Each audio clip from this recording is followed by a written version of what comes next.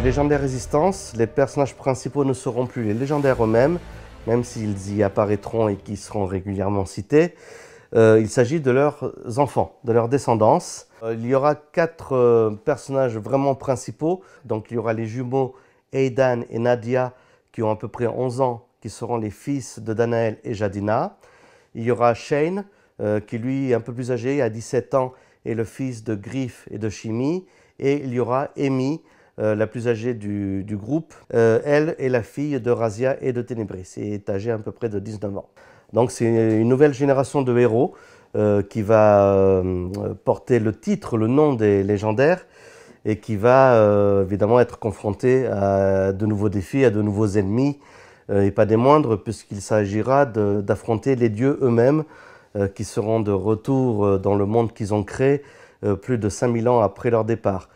Moi j'ai tenu à ce que ça reprenne une numérotation à 0 pour 2 raisons. Pour moi c'est vraiment une nouvelle série, même si c'est la suite immédiate des légendaires, et surtout les légendaires Résistance, donc cette nouvelle série, ce nouveau spin-off, attendu pour le mois d'octobre, est dessiné par Jenny.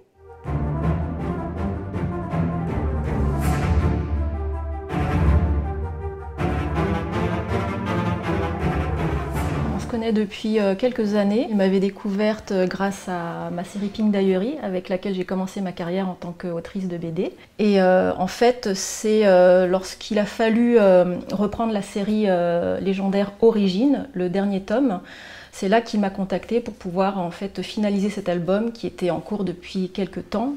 Et après, par la suite, il m'a contactée pour pouvoir commencer une nouvelle histoire avec les légendaires Résistance. J'ai très vite réalisé que j'étais plus stimulé à l'idée de créer une suite, donc un futur aux légendaires, plutôt que de continuer à dévoiler leur passé. Et du coup, lorsque j'ai proposé à Jenny de dessiner donc, ce futur de la saga des légendaires, elle a tout de suite dit oui. Et très vite, on a été embarqués ensemble dans cette aventure. Reprendre les rênes, ça met la pression quand même, ça met vraiment la pression parce que moi j'entre dans un univers qui m'est pas forcément familier et les lectrices et les lecteurs ne sont pas forcément familiers de mon style pour l'instant. Donc pour moi il y a beaucoup d'enjeux, j'espère que ça va leur plaire. Alors on a toujours un tronc commun qui fait que c'est Patrick qui fait toujours l'histoire, qui fait le storyboard, donc il y a une cohérence qui reste là, c'est le style graphique qui va changer.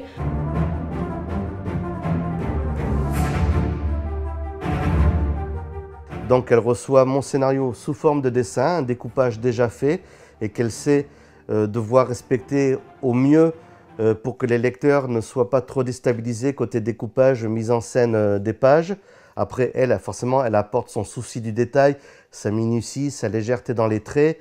Tous les personnages principaux, elle va avoir du chara-design en modèle pour les couleurs, pour les dessins.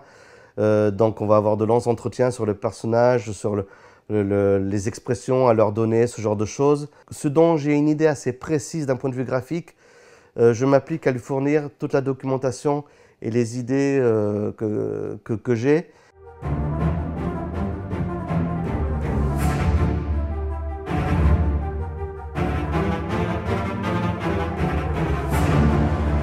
Ici, on a la version storyboard de Patrick, donc, qui est, comme vous pouvez le constater, bien détaillée. C'est les personnages, les légendaires. Leurs costumes, il fallait que je m'inspire du dernier tome des légendaires. Et voilà, il va me donner des détails comme par exemple le décor, c'est un décor qui est en ruine. Il faut que tu fasses un décor qui fasse penser, par exemple, c'est comme dans une sorte d'église. N'oublie pas de bien faire des petits effets spéciaux de fumée autour des mains de Chimie. Et ensuite, moi, à partir de ça, je vais faire mon crayonné. Donc ça, c'est le crayonné que moi, je fais à partir de toutes ces explications. Je lui envoie pour qu'évidemment, il corrige, il valide. Et une fois qu'il a corrigé, validé, je vais pouvoir faire l'ancrage, tout simplement. Donc là, c'est la version ancrée. À partir de là, je fais les ultimes retouches. Et voilà, une fois que c'est fait, c'est terminé.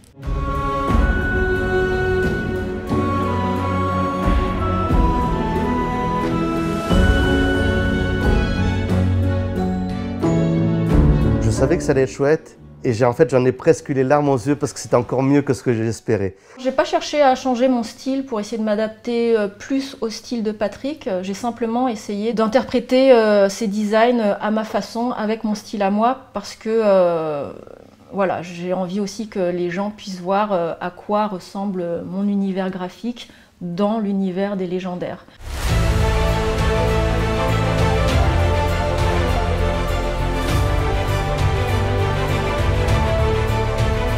J'imagine mal moins d'une dizaine de tomes, mais je pense pas non plus que je ferai une saga en 20 tomes, 20-23 tomes que la série précédente. Je me suis vraiment beaucoup amusée sur ce tome 1. Ce que j'ai vu du tome 2 m'enthousiasme beaucoup. Donc voilà, tant que ça m'amuse, moi j'ai envie de continuer. Après, combien de temps ça dure, on ne sait pas. Je serais vraiment très surpris que le public n'adhère pas, parce que justement, c'est vraiment dans la continuité de la série principale. Évidemment, j'attends avec impatience les commentaires, les réactions, mais je les imagine plutôt positives.